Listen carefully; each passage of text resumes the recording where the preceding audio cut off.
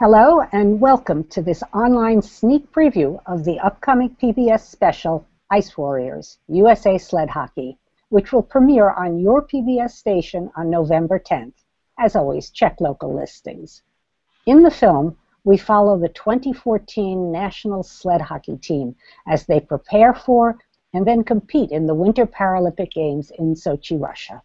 It's an amazing 6-month journey that ends, well, you'll have to watch the film to find out, but maybe we'll give you a hint at the end of this sneak preview program. Stay with us. Join in to see. I'm Judith Vecchione, executive producer of Ice Warriors, and with me today to talk about the stories in the film and especially about the military veterans who make up a quarter of the 2014 sled hockey team. With me are Luke McDermott, formerly a member of the U.S. Marines, and now a forward on the 2015 national sled hockey team, joining us from Texas Christian University. And Zachary Bell, also a former Marine, and now at Courage Beyond, a service organization for veterans. Before we get started, 2 notes. First, I wanted to let you know that Ice Warriors is a presentation of WGBH Boston and is presented in the United States under agreement with the U.S. Olympic Committee. Major funding for Ice Warriors is provided by Bruce C., Alex, Connor, and Lynn Bay Dayton, with additional funding from the Gordon and Laura Gund Foundation, No Limits Media, the Corporation for Public Broadcasting, and viewers like you. Second, and this is a bit tricky, this half-hour presentation with sneak preview clips and behind-the-scenes materials from Ice Warriors and our discussion was actually recorded 2 days ago. So you'll see that Luke and Zach and I will be commenting here on video, but through the magic of digital media, we're also live online with you right now. So please, send us your thoughts on what you're seeing, questions, ideas you'd like to discuss, issues you think are important, and we'll be answering them live online even as you're watching us on the videos. We're hoping you'll join us a lot in the chat space at the right of your screen and make this a real conversation. Let's start with the short trailer for Ice Warriors, and online audiences, please feel free to comment as you're watching.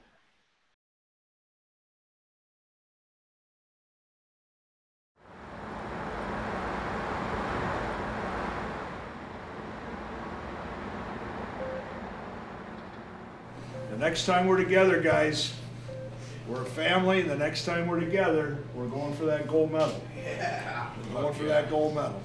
Doctors basically told me right up front, you know, look, you're probably never going to be able to play sports because it's too dangerous. Getting in there and hitting in those corners and bashing has really taught me that, yeah, I may be injured, but I can still do anything I want to do. We've all come from a very low point in our life. To overcome that and then achieve Paralympic status it's pretty overwhelming. When they got me out of the Humvee, I looked down at my legs and I seen my bones sticking out. I knew I didn't have one leg when I first woke up. Then I looked down and I didn't have both. So that was kind of a shocker. Let's send a message today. They're going home thinking, what the hell are we going to do? Because they know what's coming. They know what's coming. I know every one of these guys, when they put that USA jersey on, I know how they feel. No different than any other athlete representing the millions of people in the United States. The Bravo Delta line will start for the United States. All military.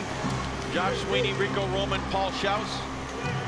Both sides came out to play. They did not come out to just fold over and lose. They came out ready to rock and roll, and so did our team.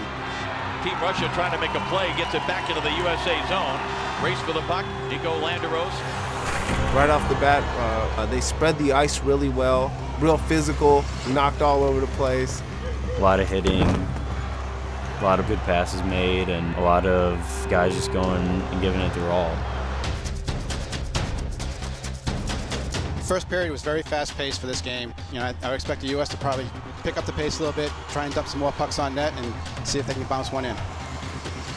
Intercepted. Opportunity for the American. Sweeney to the right, and he scores! That is a goal. Josh Sweeney, what a terrific play! And the USA with a 1-0 lead. Opportunity here.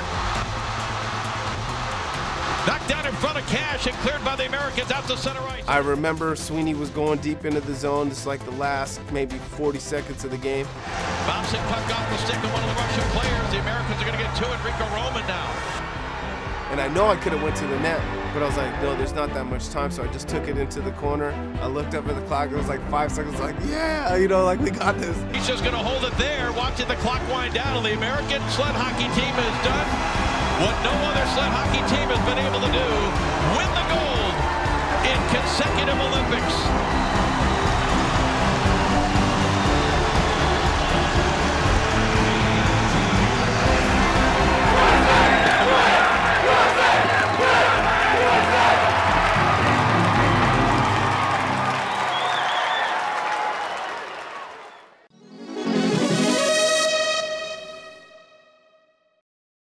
As you can see, Ice Warriors is a mix of personal stories from the athletes and killer hockey. We'd love to hear your thoughts and questions, so as a reminder, we're live online with you now. Just look to the right of your screen and join in. Let's start with the personal side in this conversation. Luke, Zach, tell us your stories, how you met, how you served together, your pathways now. Well, Zach and I both met in 2007. In the Marine Corps. We were both assigned to the same unit, 1st Battalion, 6th Marines. And we actually were assigned to the same company together, too, and a company's about, 200 people, so we were all pretty close. And Zach and I both went on our 2 deployments, once to Garms, Afghanistan in 2008, and then again in 2009, 2010 to Mars, Afghanistan. And we were actually in the same platoon, so we were living together on the 2nd deployment quite often, and interacted during our 4 years in the Marine Corps, and we've been good friends ever since. Yeah, I mean, Luke took the words right out of my mouth. We've shared some of the best of times as the worst of times, and we've always been very close. Marine Corps itself is such a small unit by comparison to other branches of the military, so we always kind of pride ourselves on the few the proud type thing, which I never really understood was really just because you're just around those small group of people such a extended a period of time, and we've always been good friends, and he's one of the ones my girls call Uncle Luke, and I think he's a great guy for some unknown reason, and we just always stayed in close contact and everything, and it's just been amazing to see how life's taken us this far. So there you were together and in overseas in your deployments, and now you're back here and you're still friends. Let's talk first a little bit about that transition from military-civilian life, and we have a clip that shows a little bit about your experience with that, Zachary. Veterans Coming Home is made possible by the Corporation for Public Broadcasting and by members of Nashville Public Television. Leaving the military is harder than going to war. Like, especially after it, like, you've made it, you've got this list of accomplishments, you've done all these things, and I had a highly successful career, and I loved every second of it. But I love my family more. And so you start to begin this path of getting out of the military, which is hard. It's ridiculously hard, unnecessarily hard. Life sucks when you get out of the military. Everybody thinks there's this like waypoint you get to and people tell you which way to go or how to enroll in school or how to get VA benefits or how to live with things you've been through, but there's not. You're just winging it at best. At first it was understanding how to translate my skills. The last job that I had was an infantry squad leader, but what does that mean on the outside world? I was starting to believe I'd made the complete wrong decision. I had a house, I had a job, I had career goals, aspects, all these things. And here I am, not in the military, doing worse than ever. I decided I couldn't do this anymore. I wanted to help people, but I can't even help the people I love the most, so I need to find out how to do it. So there's a lot to think about there. Please, audience members, remember to send us your questions online now, live, and Zachary and Luke and I will respond. We'd love to chat with you. So Luke, we just saw this clip about Zachary's transition, how very, very hard it was. Tell us what it was like for you coming home and facing your new reality. And for you, as for many of the military men in the Ice Warriors team, this is a double transition from military to civilian and from able-bodied to being a person with a disability, a wounded warrior. I mean, I'd have to agree with a lot of what Zach said about getting out of the military being difficult, because you're not really prepared to, you're not really prepared for that transition. I mean, for 4 or 5 years, like Zach and I, we were in one unit, living with the same people we worked with every day. Like, you lived at work, you were at work all the time, you were with your brothers, and then all of a sudden, you come out of that world and you go back to a world that is completely unlike what you've been in. I mean, there's not, like, the civilian world is nothing like being in the military, deploying overseas, to, like, desolate locations where you've got people living in poverty, dire conditions, facing the threat of death every day. And then you transition back to the civilian world, which is just, like, on its own program. It's so different, and it takes a while to actually get used to living back that way, the way you did before you were in. And one of the more difficult things for me, too, is obviously I was injured. So I was abruptly taken out of the battlefield, about a month before we were supposed to leave. So when I was sitting in the hospital, it was difficult for me because, I was in the hospital trying to recover from my injuries, but I knew that, my brothers were still overseas for at least another month. And it was killing me because I wanted to be over there with them, but I couldn't. So that was difficult. But it was even, there were more difficulties ahead of me learning how to walk again because I lost both of my legs below the knee. So, when you get out of the military, you kind of lose that camaraderie that you've had because, like I said, you were living with the guys, working with them every day.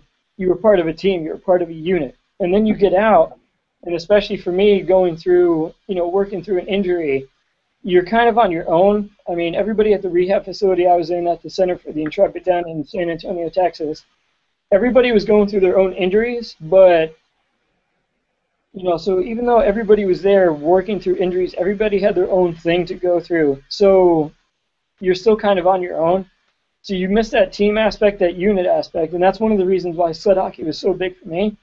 Because when I got back in that locker room, it was back, to being a team. And not only that, the team that I got involved with, the San Antonio Rampage, when I first started down in San Antonio, it's all wounded veterans. So, you're back to that part of a team again with military veterans who have been there, who understand what it's like to go through what you've gone through, and on top of that, to go through injury similar to what you have gone through. So to have that camaraderie and that team aspect back again, it was huge. It was, for me, it filled that gap of that unity and that team aspect that I was missing when you get out of the military. And that's one of the things that makes it so hard to transition, like Zach was saying, because you're going from a team aspect back to a civilian world where you're working on your own goals, trying to progress things either for yourself or for your family, so it's more narrow focused, whereas in the military it was team focused. And that's one of the biggest difficulties with transition getting out, for me anyway. That's very similar to what the team last year, the military veterans on the 2014 team, told us as well. Let's watch a clip from Ice Warriors and keep chatting as we watch about this question of being a wounded warrior.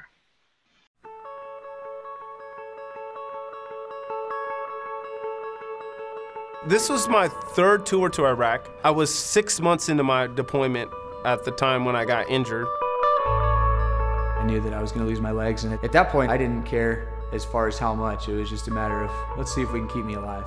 You can lay in bed all day and feel sorry for yourself, and that's all you're going to do is keep feeling bad, or you can get out and get back to living. Sled hockey's definitely almost brought a new life upon me. Being with these guys really makes me feel like I'm back in a unit. It really helped to bring that competitive edge back and kind of give me a reason to wake up in the morning. When I see myself missing a leg, yeah, that sucks. But there are guys who missing more than one leg and they're happy, they're smiling, they're very positive with their life. And I know that I have no excuse. With suicide rates and all the other things that happen with veterans, it's just a matter of getting people involved and getting them to get with a tight group of guys again. Being able to find this team and play at this level, travel to Sochi so that I can win a medal for the country is a awesome.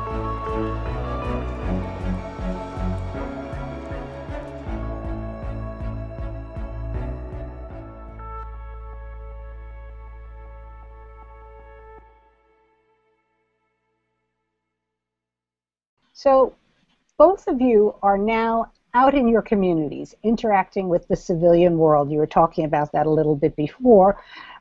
And in a sense, it's you have an issue. You have to address your experiences and your struggles publicly. I imagine that's not always easy. You can't do it privately. Zachary? Yeah, it's tough because we live in this age of information to where there's more media and technology and news that's out there more than ever, and so the world's gotten smaller, but in the process we as people have become more distant from each other. And Luke is, for all the nonsense I give him, he's probably one of the best people I've ever met and known in my entire life. Because at the end of our deployment, when we were like 30 months out. 30 days out. It shouldn't have even happened, and it was bitter and hard and unsafe the entire time. And I didn't think I'd ever see him again. Nobody thought we'd ever see him again. Like, nobody was safe. It was horrible. And to see how he's never let anything slow him down. It's a huge inspiration to me and so many others. But at the same time, like, I'm insanely jealous of Luke because. Like, if I act a certain way, or if I'm angry, or if some days I just don't really like the person that I am, you can't really tell why that is. And like, Luke's a double amputee, and I always tell him he could burn the world down, and nobody would think less of him, and I for sure never would. But it's hard sometimes when you're the emotional equivalent of like a duck on the top of a pond. You know, you're just sitting there, but underneath your legs are churning. You're just going crazy. And you know, I kind of wish that there was a different way to identify with that, and some people to know that, you know, I may look young and all these different things, but I just got a lot of city miles. And so it's hard with that reality being out there, and also trying to deal with the aspect every day that there are a certain amount of preconceived notions as to who and what veterans are. And I know that me and Luke talk about this all the time. We always try to change that in every aspect. Like, it's really weird. Like, I can't even believe we're at, like, Luke's an Olympian. Like, I'm at a veterans organization doing everything I can to help all of our friends, and anything I can do as well, just mainly help myself. It's like work therapy. But, I mean, I couldn't have dreamed we would be this, you know, just almost 4 years ago now. And so it's crazy, but it's just been an awesome journey. But it's most important part is being able to stay in contact and stuff. Like, he was just here this past weekend, and he's such a huge part of my life and my family's life, and he always will be. And that's the brotherhood and camaraderie piece. That's the best part about the military. And Luke, and for you, the public-private, you know, sharing with people who are your brothers like Zachary?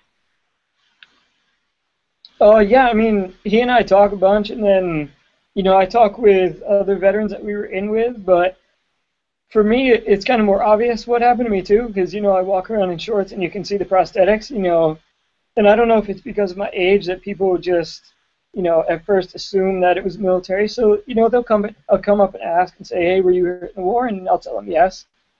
And, you know, they'll either say thank you or, you know, kind of ask what happened. And, you know, there's times where I don't mind talking about that, but there's times, too, that I want to be seen as, you know, somebody that's more than that disability. I don't want to be seen as, you know, here's a military veteran that got hurt, you know, he doesn't have his legs. I want to be seen as somebody more than that. You know, so I don't mind answering questions. I don't mind, like, talking to people about it, but at the same time, you know, I don't always like it being recognized, because I just want to be seen as, you know, I don't want that to be a defining characteristic for me, and I don't let it be personally. And then one thing I found too interesting is, you know, a lot of people come up to me, you know, if I'm wearing shorts or something like that, and they ask about it, and they say, you know, how are you doing? Are you doing okay? You know, generally concerned, because if you see somebody with those kind of injuries, especially if you know it came from the war, and so there was some kind of devastating injury that resulted in the way you're living now. So they're concerned. How are you doing? Are things going well? And I understand that, but for me, it's like I just look at them and smile, and I'm like, yeah, I'm doing great. Like, I'm going to a great school. I have a chance to be part of an awesome team with the U.S. Paralympic hockey team. I mean, like, things are awesome. This injury does not define me in any way whatsoever. Yes, I have to live life a little differently now. I can't, like, stairs are kind of a pain for me and stuff like that, but, emotionally, I'm the same guy. Actually, I'm a stronger person than I was before, and like, my injury does not define me in any way whatsoever, and that's what I try to emphasize to people on the outside who come and talk to me, because guys on the inside like Zach and my other friends that were in the military with me, even if they weren't physically injured, they understand kind of like what I went through, and like we all went through similar things, so we understand that. But what I try to emphasize to the civilian world is that these injuries don't define me or any other wounded warrior. Like Paul Schaus said on the video, and like Josh Sweeney and Rico Roman and them, I'm good friends with all of them. They put it perfectly. Like, you can let it define you, or you can sit there and you can feel bad about yourself. So when I got injured, there was two ways for me to think about it. You could either say, yes, this sucks, and let it get you down, and you could be living, you could be letting it get you down every day of the week and just feel sorry for yourself. Or you can say, yes, it sucks, because it does, and you can get up and you can keep pushing on and you can keep moving. You can, tackle these opportunities that are put in front of you. You can take advantage of these opportunities and make the most of what you're given, because you have the opportunity to still be here.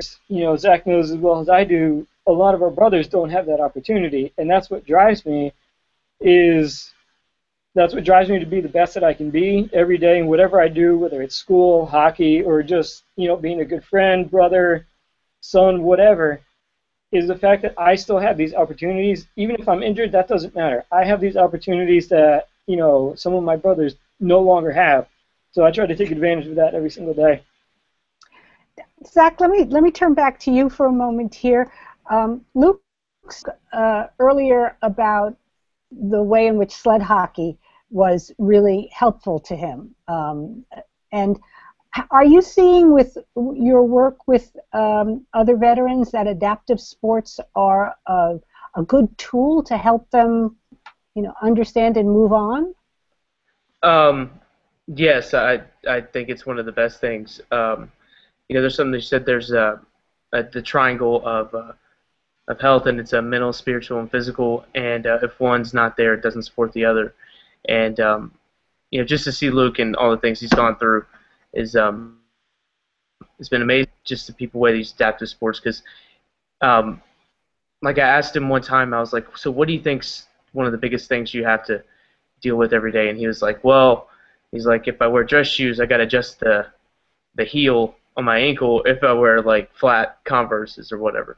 And I was like, wow, that's it. That's all he complains about. So it just put a little perspective on like something you would never even know, and just that you think like, oh, getting up out of the bed or putting them on. No, it's just little things, and just to see how it's changed in the aspect of who he is and continues to be, and all the different veterans who've done different adaptive sports, because it does change you. It changes you, obviously, in a huge amount of ways, to see things that because like once you go from the military, like when you're in the military, you're this image of a Marine, as we were, and you get out, like now it's the image of a veteran. So what is that?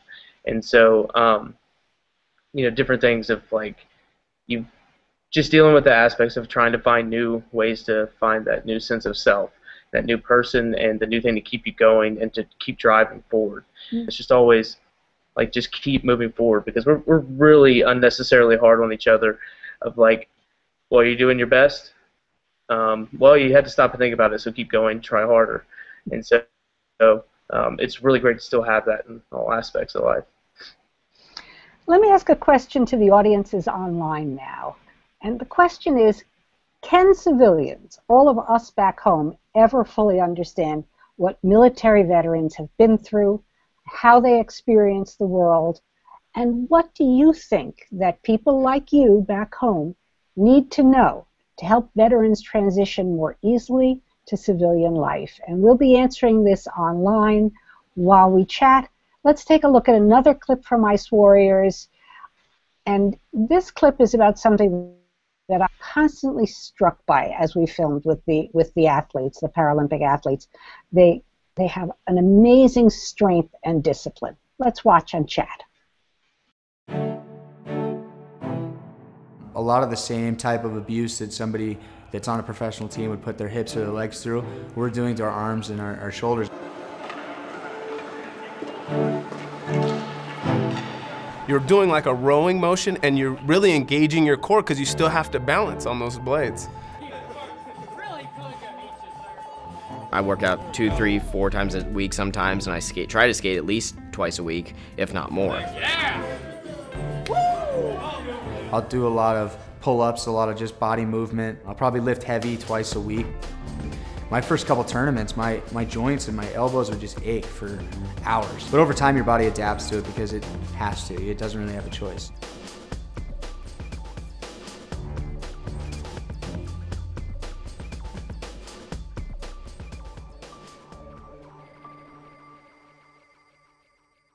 I feel that what you're looking at when you look at clips like that is tenacity and motivation. And my question to you, Luke and Zach, are why do these characteristics matter to your success?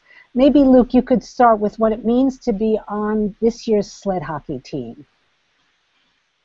Yeah, I mean, it's an absolute honor. It's something I've been working toward, for a while. Like, I've wanted to be on this team, and I went over to Russia to actually watch these guys compete in the Paralympics, and I won't spoil the ending for anybody, but it just really motivated. And in order to compete on this level, like Josh Sweeney was saying in the video, you need to be disciplined, you need to be motivated. Josh Ball said it too. Like, I work out 6 days a week, and I try to skate at least twice a week, but one thing that I make sure I do is that every single day you have to do something that makes your game better, whether it's hitting the gym, hitting the ice, watching tape of old games, even watching current NHL games to see like how the position is and how they move the puck around the ice, or whether it's sitting home puck handling. You have to do something every single day to make yourself better on and off the ice. And for me, the mindset I take is you owe it to your teammates to give everything you have every day, whether it's training, watching video, puck handling, anything like that. You owe it to your teammates to give it all you have. And if you don't do that, you're not going to make it at this level, because every other country, everybody on teams on the other countries, they're all doing this. They're all training every single day, focused solely on beating you, especially the U.S. because, we're one of the top teams in the world. So they really need to focus on their training, and if we don't do that back home, if we don't have that discipline to get up every day and look forward to training and make sure we get our training in and work hard while we're training, you're not going to make it at this level, and we're not going to be successful in past years, and we're not going to be successful in the future as we go for a world championship here in Buffalo in the spring. Terrific. Zach, could you talk about why it's important to challenge yourself, to get out of your comfort zone? What's the payoff when you succeed? I think the most important thing of getting out of the military is to find a new sense of self and finding new challenges and goals, stuff that you can aim towards. And like, I remember when he originally brought up this thing about sled hockey, I was like, I don't know what that is. And then the first year he went at it, and I was like, wow, that's amazing. And just to see how it's changed him, and it's changed me, and just watching how he's grown from it, it's just been immensely helpful. Because if you don't have a goal or something that you're worried about failing at, then you'll never succeed at anything, I think.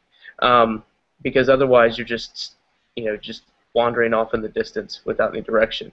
So, because I think failure teaches you more than success, because by failure, like, you have to get up, you have to change, you have to do the hardest parts of all and be like, okay, now there's a problem, what do I do to fix it? But that's what keeps going, and I try to make little goals in my life every day. Just certain things of like, oh, I'm going to do this time, or talk to this person, or reach out and do this thing, or just go run, or work out, or just whatever it may be. It's those little victories and that help to push you towards the ultimate new level of success and transition, I feel. Audiences online, what do you think? Are you a veteran yourself or a person with a disability? Luke and Zach have been showing us that all veterans have to build something new when they come home, and they all face challenges. What are some of the common challenges you see, and what does it take to overcome them? Look to the right on your screen and let us know your thoughts. We're going to end with one more clip, still chatting with you, and we hope that all these clips, whether they're giving away the ending of the Ice Warriors show or not, we hope that they'll just whet your appetite to learn more about these tremendous athletes who prove every day that disability is no barrier to success. Before we roll the clip, let me thank our panelists, Luke McDermott and Zachary Bell. Thank you, all of you online with us, for watching and participating in the chats. And please remember to watch Ice Warriors USA Sled Hockey, premiering November 10th on your PBS station. Check us out online at pbs.org/icewarriors.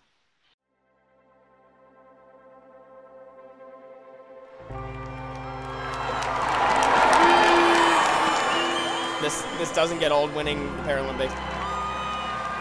It's something unreal that I wish I could describe to you, but I don't know how. All year long we've had a good time, and to finish it off with this nice medal right here is such a special thing,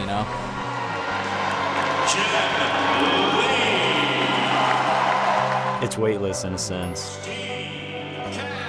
I was last in line, so I'm seeing everybody else with the medals, and they're saying how heavy it is. Well, mine gets draped over me, and it's like I don't even feel it. This is awesome. Like all I can see is a gold medal hanging around my neck. I don't really feel the weight of it. I don't think it's sunk in yet, and I feel like I'm still on cloud 9. Like it's still not computed all the way. Even carrying around the gold medal is still unreal. I don't think I've taken it in enough yet. It's just so much pride in your country and your family and your teammates and everything. You've all worked so hard, sacrificed so much. Such a special group of guys to win this gold medal with. I've got the greatest team in the world, and we proved it today, and I'm so happy we won.